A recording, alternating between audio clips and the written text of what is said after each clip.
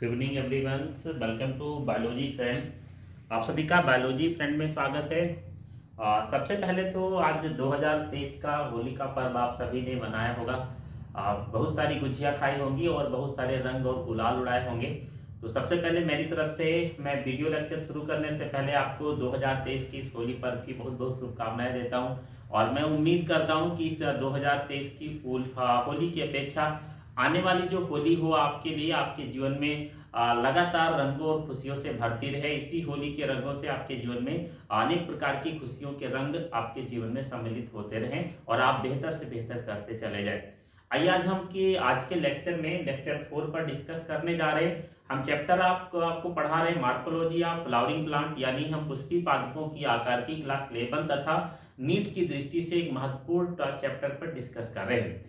हमने chapter morphology of flowering plant में lecture 3 तक आपको समझा दिया था, डिस्कस कर लिया था कि रूट्स क्या होती है, रूट्स का मॉडिफिकेशन क्या होता है और फिर रूट्स के बारे में बहुत सारी चीजों पर हमने डिस्कस कर लिए हैं। तो आज का जो ये चौथा लेक्चर हम आपको प्रोवाइड कर रहे हैं यह मोस्ट इंपोर्टेंट है और ये ध्यान रखिएगा कि ये नीट की दृष्टि से अति आवश्यक होगा। इस लेक्चर में हम सभी लोग तने पर डिस्कस करेंगे, यानी हम सेकंड मार्फोलॉजी पर डिस्कस करने जा रहे हैं। जो हम तना या फिर हम स्टेम पर डिस्कस करने वाले हैं, यानी रूट हमने पढ़ लिया था, पूरा मॉडिफिकेशन कार्य और भी जितनी चीजें थी। आज से हम चौथे लेक्चर से तने पर डिस्कस करेंगे। तो सबसे पहले हम तने के रूप में आते हैं। तने का जो इंपॉर्टेंस है नीट के लिए और क्लास 11 के अदर्स, यानी क्लास 11 के साथ अदर कॉम्पिटिटिव एग्जाम के लिए अति आवश्यक है। अगर हम नीट की बात करें तो मॉडिफिकेशन ऑफ सिस्टम से और साथ में जो टॉपिक आपको जर्नल फीचर्स और तने के लिए स्पेशली हम यहाँ पर बर्ड्स के बारे में यानी कलिकाओं के बारे में डिस्कस करेंगे। यहाँ से सर्वाधिक क्वेश्चंस भी पूछे जाते हैं, आप उन्हें जरूर उठाकर अपने पेपरों में चेक करते रहे और मैं कराऊंगा भी आपको नीट के उन पेपरों पर डिस्कस कराऊंगा कि ये सारे क्वेश्चंस कैसे पूछे जाते हैं। सर्वाधिक क्वेश्चन तो मॉडिफिकेशन से आता है। सबसे पहले तने की शुरुआत में हम बेसिक फीचर या सामान्य विशेषताएं या जनरल फीचर्स के बारे में डिस्कस करेंगे। जैसे कि हम लोगों ने रूट पर जनरल फीचर्स के बारे में डिस्कस किया था, वैसे हम सबसे पहले तने के जनरल फीचर्स या सामान्य विशेषताओं के बारे में, सामान्य लक्षणों के बारे में डिस्कस करेंगे। पहले ये जान लेते हैं कि तना क्या क्या इनमें कुछ विशेष होता है जिसके कारण, यानी जो तने में ही पाया जाता है, पत्ती में या फिर जड़ में नहीं प्रेजेंट होता है, तो हम इनके बारे में जान लेते हैं। First of all develop from प्ल्यूमूल। हमने आपको बताया था जब जड़ के लिए जनरल फीचर बताया था कि रेडिकल के द्वारा जड़ का निर्माण यानी रूट सिस्टम डेवलप होता है और जब किसी सीड का अंकुरण हो रहा होता है तो उसमें प्ल्यूम्यूल या जिसे हिंदी में प्रांकुर कहते हैं, इसके द्वारा एक शूट सिस्टम या तने का डेवलपमेंट होता है। बहुत ध्यान से सुनेंगे। पहला इंपॉर्टेंट पॉइंट ये है कि तने का निर्माण प्रांकुर या प्ल्यूम्यूल के द्वारा होता है।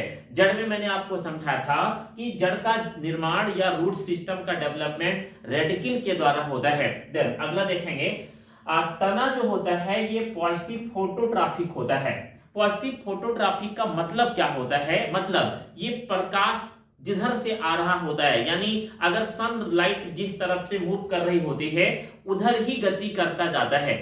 इसका प्रयोग भी किया गया कि एक रूम के अंदर बंद खिड़की, यानी चारों तरफ से जिधर दरवाजे बंद थे और खिड़की की तरफ जिधर प्रकाश आ रहा था, गमले में रखा हुआ पुष्प खिड़की की तरफ मुड़ जाता है। इससे प्रेजेंट होता है कि तना पॉजिटिव फोटोट्रॉपिक होता है, यानी जिधर से प्रकाश आ रहा होता है उधर गति करता है, उधर इसकी लंबाई में और इसकी चौड़ाई में वृद्धि होती है, यानी तना हमेशा प्रकाश की गति में वृद्धि करता है। ये दूसरा इंपॉर्टेंट बेसिक फीचर है। अगर हम तीसरे की बात करें तो यह निगेटिव जियोट्रॉपिक होता है। ये सेम रूट के उल्टा होता है। आपको समझाया गया था कि जड़ें गुरुत्वाकर्षण बल की दिशा में यानी पॉजिटिव जियोट्रॉपिक की तरह कार्य करती हैं, जबकि वो निगेटिव फोटोट्रॉपिक थी। यानी ये पॉजिटिव फोटोट्रॉपिक होता है जबकि निगेटिव जियोट्रॉपिक होता है। मतलब जिधर गुरुत्वाकर्षण बल नहीं लग रहा होता है, गुरुत्वाकर्षण बल के विपरीत दिशा में गति करता है। ये तीनों पॉइंट मोस्ट इंपोर्टेंट है, इसलिए मैं दोबारा से बोल रहा हूं, कान खोलकर सुनेंगे। पहली बात, ये प्ल्यूम्यूल से डेवलप होता है, प्रांकुर से विकसित होता है। दूसरी बात, यह पॉजिटिव फोटोट्रॉपिक होता है, यानी प्रकाश की दिशा के तरफ गति करता है। तीसरी इंपॉर्टेंट बात, यह निगेटिव जियोट्रॉपिक होता है, यानी गुरुत्वाकर्षण बल के विपरीत दिशा में गति करता है। एक इंपॉर्टेंट पॉइंट और जानते हैं। मैंने आपको बताया था कि अगर हम रूट की बात करें तो वहां पर नोड और इंटरनोड एब्सेंट होता है, परंतु अगर हम तने की बात करते हैं तो यहाँ पर नोड और इंटरनोड यानी संधियां और पर्व संधियां उपस्थित होती हैं, जबकि यह जड़ में नहीं था। ये भी क्वेश्चन नीट एक बार पूछ चुका है, इसलिए मोस्ट इंपोर्टेंट है। यानी इनमें संधियां और पर्व संधियां पाई जाती हैं। अभी जानेंगे संधियां और पर्व संधियां क्या होते हैं। लास्ट इंपॉर्टेंट बात समझते हैं कि अगर कोई तना यानी stem, first of all stem यानी तना, और साथ में ब्रांच यानी शाखा तथा पत्ती, तना शाखा तथा पत्ती एक साथ जुड़ जाती है तो शूट सिस्टम का फॉर्मेशन होता है। यानी किसी भी पादप में पत्ती, तना और शाखाएं, ये तीनों एक साथ मिलकर एक शूट सिस्टम का डेवलपमेंट करते हैं। एक प्लांट में दो सिस्टम होते हैं, एक को हम रूट सिस्टम कहते हैं और दूसरे को शूट सिस्टम कहते हैं। किसी भी प्लांट का वह हिस्सा जो हमें अर्थ के अंदर होता है, दिखाई नहीं देता है, उसे रूट सिस्टम कहा जाता है। और किसी भी प्लांट का वह हिस्सा जो अपर पार्ट्स में हमें विजिबल होता है, दिखाई देता है, उसे हम शूट सिस्टम कहते हैं। अब इसे डायग्रामेटिक स्ट्रक्चर के अनुसार थोड़ा सा समझेंगे कि तने की संरचना कुछ विशेष प्रकार से क्या क्या इसमें पाया जाता है। जनरली जो एक तना होता है ये दो भागों में बटा होता है, जो भी मैंने आपको समझाया, जिसे हम इंटरनोड और नोड पोर्शन कहते हैं। यानी तना मुख्य रूप से दो भागों में बटा होता है, जिसे इंटरनोड यानी पर्व संधियां तथा सनोड यानी संधियों के रूप में जाना जाता है या संधियां कहा जाता है। अगर हम इस डायग्राम को देखें तो यहाँ इतना portion, this portion is the node, and यहां से लेकर यहां तक का जो हिस्सा है दिस इज द इंटरनोड। यानी दिस पोर्शन, देखिए मैं जो डार्क कर रहा हूं, this portion is the node portion, then this is the internode, then this is the complete internode portion and this is the node portion. यानी ये node है, ये नोड है, ये इंटरनोड है और ये इंटरनोड है। अब ध्यान से समझेंगे, नोड पोर्शन पर कुछ बड्स पाए जाते हैं, जिनको मैं अभी आगे डिस्कस करने वाला हूं कि बड क्या होते हैं। इनमें से हम मान लेते हैं कि यह एक पत्ती का पेटियोल है, यानी इसमें एक लंबी सी लीप लगी हुई थी, जिसका एक पेटियोल डायरेक्टली स्टेम से जाकर जुड़ता है।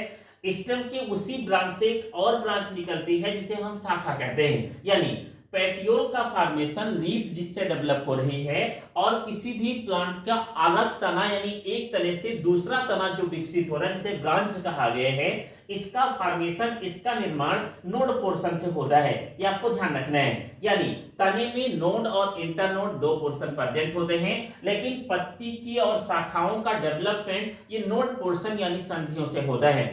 अगर हम दूसरी संरचना की बात करें तो this is the complete internode portion, this is the complete node portion, this is the internode, this is the node portion, this internode, this internode, this internode, node node node. अगर हम बात करें तो नोड में एक विशेष प्रकार के बड present होते हैं जिन्हें हम एक्सिलरी बड कहते हैं, कक्षस्थ कलिकाएं कहते हैं, और इनके द्वारा ही मुख्य रूप से शूट सिस्टम के मैक्सिमम ब्रांच और लीफ का डेवलपमेंट होता है। यानी अधिकतम पत्तियां और शाखाओं का निर्माण इन एक्सिलरी बड की सहायता से होता है। आगे हम इनके बारे में डिस्कस करेंगे, एपिकल बड, एक्सिलरी बड या फिर एडवेंटिशियस बड क्या होते हैं, इनके बारे में डिस्कस करेंगे। तो इसी the basic feature and structure of the stem एक बार मैं पूरा रिवाइज कर देता हूं, कान खोलकर सुनेंगे। सारी मोस्ट इंपोर्टेंट फीचर्स मैं लिखा रहा हूं, यानी मैं ज्यादातर उन बातों को कंटेंट में जोड़ रहा हूं जो बहुत ही महत्वपूर्ण है और इंपोर्टेंट कंटेंट्स पर हम डिस्कस कर रहे हैं। पहली बात, तने का निर्माण प्रांकुर से होता है। दूसरी बात, तना प्रकाश की दिशा में गति करता है यानी पॉजिटिव फोटोट्रॉपिक होता है। तीसरी बात, तना नेगेटिव जियोट्रॉपिक होता है यानी गुरुत्वाकर्षण बल के विपरीत दिशा में गति करता है। चौथी इंपॉर्टेंट बात, इसमें नोड और इंटरनोड यानी संधियां और पर्व संधियां उपस्थित होती हैं। पांचवी इंपॉर्टेंट बात, तना तथा शाखाएं तथा पत्तियां ये तीनों एक साथ सम्मिलित होकर एक शूट सिस्टम का फॉर्मेशन करते हैं। अगर हम एक तने की संरचना की बात करते हैं तो इनमें नोड और इंटरनोड दो पोर्शन यानी संधियां और पर्व संधियां पाई जाती हैं। हमेशा नोड पोर्शन पर कुछ विशेष प्रकार के बड्स प्रेजेंट होते हैं जिनके द्वारा पेटियोल्स और फाइनली लीफ का फॉर्मेशन होता है और ब्रांच का भी फॉर्मेशन इसी पोर्शन से होता है। जबकि अगर हम बात करें इंटरनोड और नोड पोर्शन के बड़े से भाग पर एक विशेष प्रकार के बड प्रेजेंट होते हैं, एक्सिलरी बड, जो शाखा के मैक्सिमम पार्ट के फॉर्मेशन में सहायक होते हैं, जिन्हें हम नेक्स्ट अभी तुरंत डिस्कस कर रहे हैं। अब हम इस तने के जनरल फीचर के बाद दूसरी टॉपिक पर थोड़ा सा तने के लिए डिस्कस करेंगे। नेक्स्ट टॉपिक जो आपकी है तने के लिए, हम टाइप्स ऑफ तने या types of plant on the basis of stem के बारे में डिस्कस करेंगे। यानी पादपों का प्रकार, तने के आधार पर कितने प्रकार के पादप प्रेजेंट होते हैं। तो अगर हम बात करें जनरली टाइप्स ऑफ प्लांट्स यानी पादपों के प्रकार, types of plant on the basis of stem,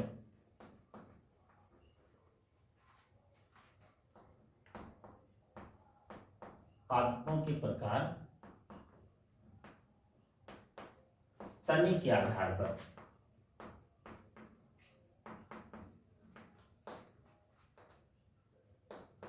तने के आधार पर, ठीक है।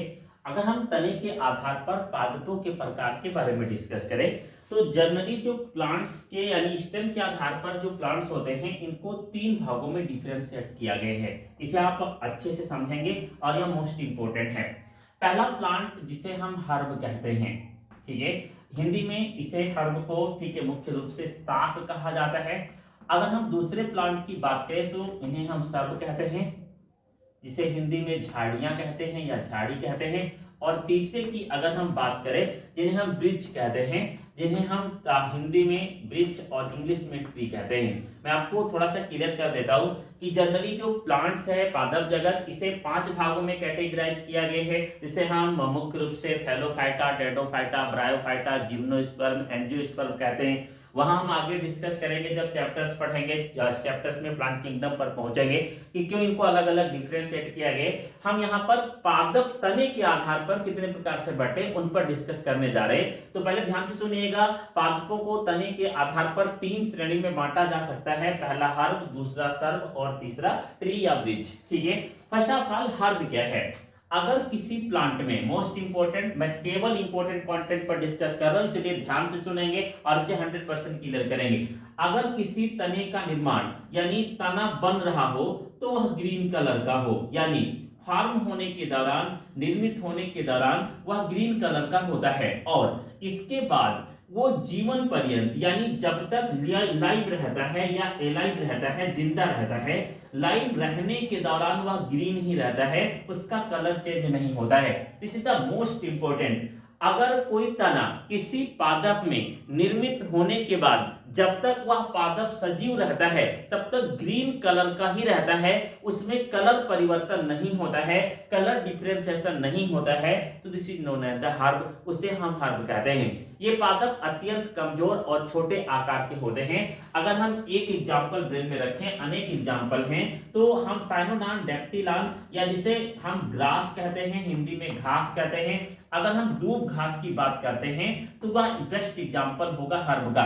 आपको क्या ध्यान रखना है, पृथ्वी के वे पादप जो जब निर्मित होने के बाद अपने जीवन पर्यंत ग्रीन कलर के ही होते हैं, उनके तने के रंग में कोई परिवर्तन नहीं होता है, ऐसे प्लांट को हम हर्ब कहते हैं और बेस्ट एग्जांपल ग्रास होगा। देन अगर हम सर्ब की बात करें, सर्ब में केवल इतना डिफरेंशिएशन आता है कि जब ये डेवलप हो रहे होते हैं, विकसित हो रहे होते हैं, तो ये ग्रीन कलर के होते हैं, यानी जब ये बन रहे होते हैं तो ग्रीन कलर के होते हैं, लेकिन जब ये ओल्ड होते हैं, पुराने होते हैं, तो ये ब्राउन कलर के या डार्क ब्राउन कलर के या ग्रेस कलर के हो जाते हैं। मतलब क्या है, ऐसे तने जो निर्मित होने के दौरान, बनने के दौरान मुख्य रूप से हरे रंग के होते हैं, परंतु जब वो ओल्ड हो जाते हैं तो वो ब्राउन कलर के हो जाते हैं या ग्रेस कलर के हो जाते हैं। ऐसे तने को हम सर्ब कहते हैं। अगर आपने ध्यान दिया हो तो एक प्लांट है जिसको हम हिंदी भाषा में तुलसी कहते हैं, बॉटनिकल नेम ओसिमम सैंक्टम है, इंग्लिश नेम बेसिल है। यह तना निर्मित होने के दौरान जब प्लांट्स छोटे आकार के होते हैं तो ग्रीन होता है, कुछ समय बाद यह ब्राउन कलर का हो जाता है। अगर हम बात करें रोज की, यानी हम गुलाब, रोजा सेंटिफोलिया की बात करें, तो इसका तना भी ग्रीन होता है, कुछ समय बाद ब्राउन हो जाता है। अगर हम सिट्रस की बात करें यानी नींबू की बात करें, तो इसका भी तना ग्रीन होता है, कुछ समय बाद ब्राउन हो जाता है। क्या याद रख रहे हैं, अगर तना जीवन पर्यंत ग्रीन है तो this is the serve, like the example grass. अगर तना निर्मित होने के दौरान ग्रीन है बट कुछ समय बाद ये ब्राउन कलर का हो जाता है या अदर कलर में चेंज हो जाता है, this is known as the, ठीक है, serve. And an example is the ocimum sanctum, rosa centifolia and many citrus plant, नींबू, संतरा आदि इसके बेस्ट एग्जांपल हैं। अगर हम बात करें वृक्ष की, तो वृक्ष का जो तना है, सबसे पहली बात ये वुडी होता है, यानी इसमें लकड़ियां पाई जाती हैं। दूसरी बात ये ग्रीन भी हो सकता है, कुछ प्लांट्स में ग्रीन होता है बट कुछ समय के लिए होता है, और ये ब्राउन कलर का होता है, भूरे रंग का भी होता है, यानी यह लकड़ी वाला होता है, ये हरे रंग का और ब्राउन रंग का दोनों प्रकार का हो सकता है। अगर हम बात करें तो मुख्य रूप से वुडी तना एक विशेष संरचना का फॉर्मेशन करता है, इसे हम ट्रंक कहते हैं, यानी वृक्ष के तनों से ट्रंक का निर्माण होता है। अब यहाँ पर दो इंपॉर्टेंट बातें हैं, वो ध्यान से सुनेंगे। ट्रंक के निर्मित होने के आधार पर इसे दो भागों में बांट दिया गया है। एक को हम ब्रांच, ठीक है, स्टेम कहते हैं, और दूसरे को हम अनब्रांच स्टेम कहते हैं, यानी एक शाखित तना होता है और दूसरा अशाखित तना होता है। अगर हम ब्रांच स्टेम की बात करें तो ब्रांच स्टेम को भी दो कैटेगरी में कैटेगराइज किया गया है।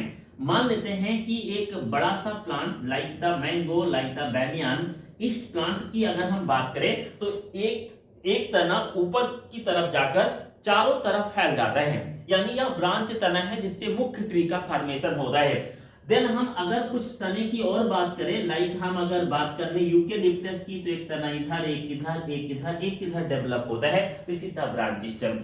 लेकिन इसके अलावा अगर हम कुछ प्लांट्स की और बात करें, लाइक हम अनब्रांच की तरफ चले, तो पहला प्लांट हम अगर पाल्म की बात करें, डेट की बात करें, जिसे हम खजूर कहते हैं, तो इसमें सीधा तना ऊर्ध्व ग्रो करके फिर ऊपर भाग में ब्रांचेज निकलते हैं। और अगर हम बैम्बू की बात करें, यानी बांस जिसे कहते हैं, तो इनमें नोड इंटर नोड पोर्शन से बहुत सारी ब्रांच निकलते हैं। ये बात आपको मोस्ट इंपोर्टेंट है, दोबारा समझा देता हूं कि वृक्ष का जो फॉर्मेशन है वो वुडी, ग्रीन और ब्राउन कलर का हो सकता है। इसमें ट्रंक का फॉर्मेशन होता है और ट्रंक के निर्मित होने के आधार पर इसे दो भागों में बांटा जा सकता है। पहला तो ब्रांच और अनब्रांच। ब्रांच की बात करें तो तना सीधा ग्रो करता है, देन उसमें से बहुत सारी शाखाएं, ब्रांचेज निकलती हैं और एक पूरे एरिया में उस तने से बहुत सारी दूरी तक ब्रांचेज निकल जाती हैं, लाइक बैनियान, मैंगो का ट्री, ये मुख्य ब्रांच का होगा। अगर इसी का दूसरा डिफरेंशिएशन देखें तो यूकेलिप्टस में थोड़ी थोड़ी दूरी पर एक तने से इधर उधर लेफ्ट साइड में बहुत सारी ब्रांचेज निकलती हैं।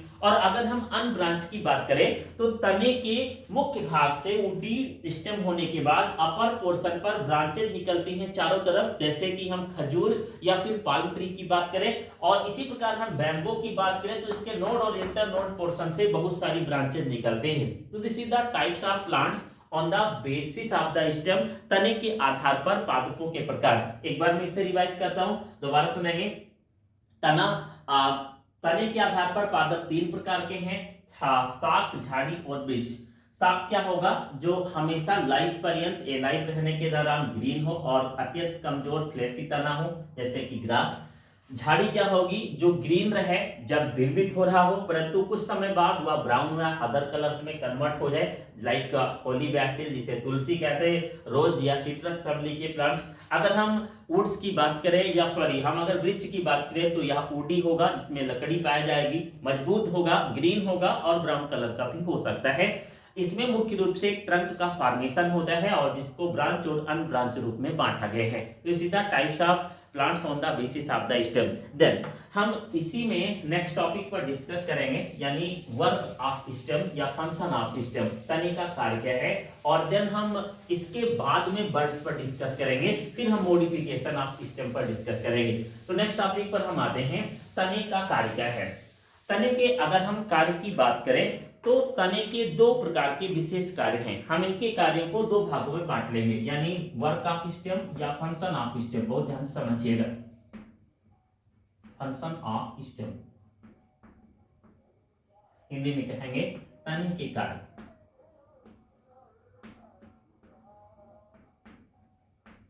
सबसे पहले हम मेन फंक्शन की तरफ चलेंगे। हम जैसे कि रूट में भी फंक्शन को दो भागों में बांट लिए थे। सबसे पहले मेन फंक्शन क्या है? मुख्य कार्य जिसे कहते हैं, ठीक है। और दूसरा होगा एक्सेसरी फंक्शन, यानी अन्य कार्य या सहायक कार्य। दोनों को मैं अलग अलग बांट देता हूं। पहला main function and second is accessory function. ठीक है, तो मुख्य कार्य क्या है तने का?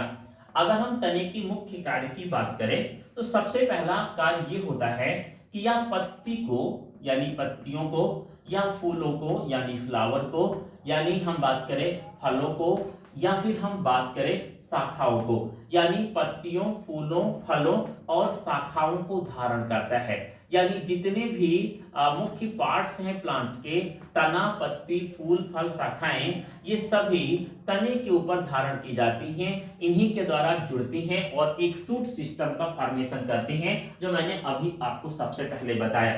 तने के अंदर कुछ विशेष प्रकार के टिश्यूज होते हैं लाइक जाइलम, एंड आगे हम पढ़ेंगे एनाटॉमी में बिल्कुल डीप डिस्कस किया जाएगा, लाइक फ्लोएम, यानी हम जाइलम की बात करें या फ्लोएम की बात करें तो तने की ये मुख्य सिस्टम्स जो सेल्स या टिश्यूज होते हैं ये मुख्य रूप से सर्कुलेशन या फिर कंप्लीट सर्कुलेटरी सिस्टम का निर्माण करते हैं, जिन्हें हम कह सकते हैं कि ये मुख्य रूप से अवशोषण का कार्य करते हैं और अवशोषण के साथ या अवशोषण को रूट करती हैं, अवशोषण के साथ ये मुख्य रूप से संवहन का कार्य करते हैं, यानी एक स्थान से दूसरे स्थान तक स्थानांतरित करने में सहायता करते हैं। जनरली अगर हम इस फंक्शन को समझना चाहें तो मान लेते हैं कि ये कोई प्लांट्स है, ये कोई पौधा है, इसका ये तना है, तो यहाँ आप जानते हैं इसके पहले हमने पढ़ा दिया आपको ये रूट सिस्टम होगा, रूट H2 और मिनरल्स रूट से यहाँ पर ट्रांसफर होगा, देन या लीफ या अदर पार्ट में तने के द्वारा ही ट्रांसफर करके संवहित किया जाएगा। इसके अलावा आपका ज्ञान पहले से ही होगा कि फोटोसिंथेसिस में ग्लूकोज या भोज्य पदार्थ का निर्माण पत्तियों में होता है, तो ये प्लांट के सभी भागों में तने के द्वारा ही ट्रांसफर किए जाते हैं, इसी कार्य को संवहन कहा जाता है। ये दूसरा कार्य तने का मुख्य होगा।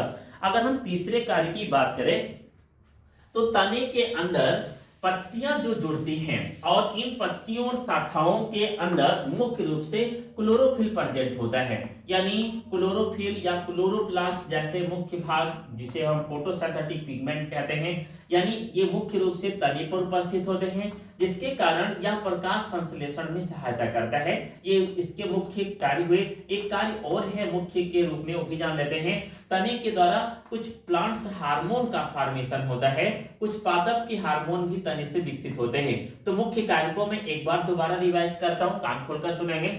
सबसे पहला कार्य ये है कि तने के द्वारा फूल, फल, पत्ती और शाखाओं को धारण किया जाता है और एक शूट सिस्टम का डेवलपमेंट किया जाता है। दूसरा कार्य है तने के अंदर जाइलम, फ्लोएम और एक विशेष प्रकार का सर्कुलेटरी सिस्टम, टिश्यू का सिस्टम होता है, जिसमें अवशोषण करके पदार्थों का एक स्थान से दूसरे स्थान पर संवहन किया जाता है। अगर हम बात करें तने का तीसरा कार्य तो ये क्लोरोफिल युक्त होते हैं, जिनमें पत्तियां जुड़ी होती हैं और वे पत्तियां प्रकाश संश्लेषण का कार्य करती हैं।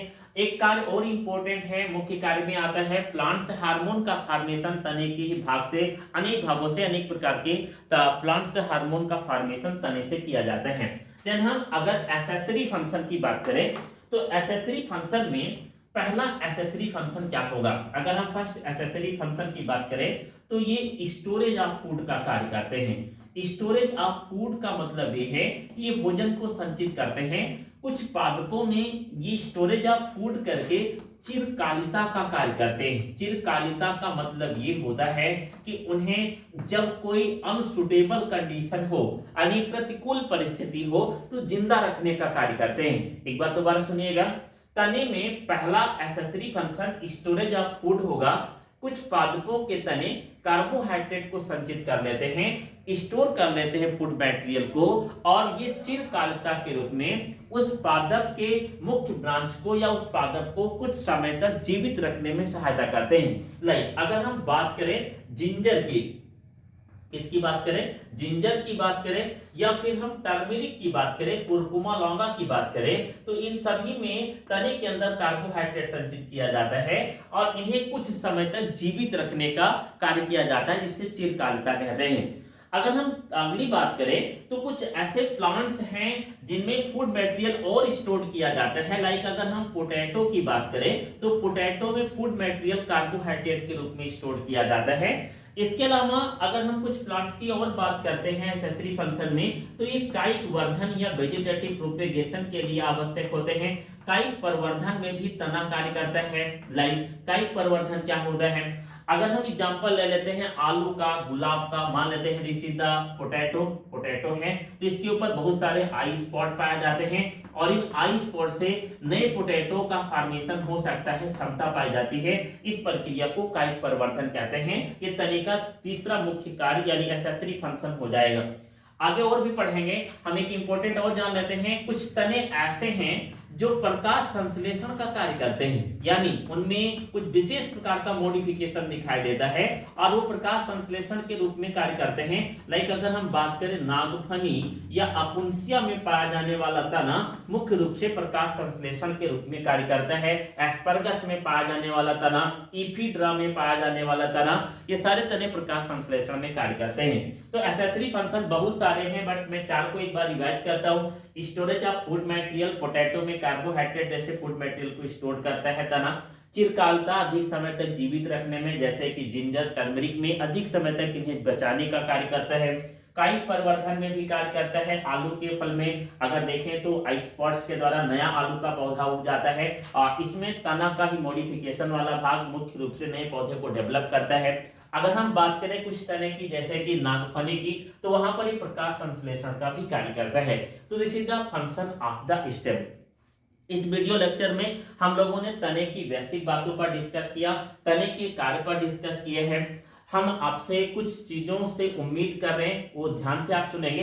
देखिए, मैं आपको जो वीडियो प्रोवाइड कर रहा हूँ इसमें लैंग्वेज इंग्लिश और हिंदी दोनों का यूज किया जा रहा है, बट ये जो वीडियो सेगमेंट में आपको प्रोवाइड कर रहा हूँ ये मुख्य रूप से हिंदी मीडियम स्टूडेंट के लिए है। इन केस अगर आपको इंग्लिश मीडियम से कोई प्रॉब्लम होती है तो आप कमेंट बॉक्स में अवश्य बताएं कि सर इंग्लिश की भाषा हमें थोड़ी सी प्रॉब्लम क्रिएट कर रही है या हमें समझ में नहीं आ रहा है। अगर हाँ आपको समझ में आ रहा है, वैसे मैं पूरा कॉन्सेप्ट आपको हिंदी अंग्रेजी के साथ जोड़कर दे रहा हूँ, तो आप अच्छे से पढ़ने का प्रयास करें, तब भी हमें बताएं कोई प्रॉब्लम्स नहीं है और हम पूरे वीडियो को अच्छे से देख रहे हैं। इसके अलावा और भी रिक्वेस्ट रहेगा, देखिए मैं अभी जो आपके साथ जोड़कर आपको कंप्लीट वीडियो लेक्चर दे रहा हूं, यहाँ में अभी कुछ अव्यवस्थाएं हैं, जैसे कि हो सकता है कि आपको पूरा प्रयास तो है कि वीडियो लेक्चर में लाइट की कमी दिखाई दे रही हो, वॉइस हो सकता है कोई प्रॉब्लम क्रिएट करा, वैसे वॉइस की कमी नहीं होगी, लाइट की प्रॉब्लम हो सकती है। तो ये सारी चीजें समय के अनुसार बदल जाएंगी, आप उसके लिए परेशान न रहे। मैं पूरी व्यवस्था कर रहा हूँ आपको ऑनलाइन से जोड़ने के लिए एक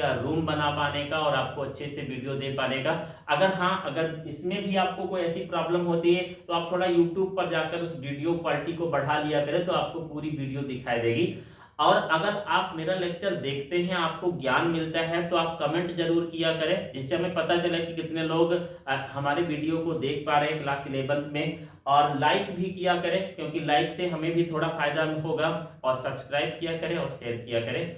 धन्यवाद। Next video lecture next day आपको प्रोवाइड किया जाएगा। Best of luck.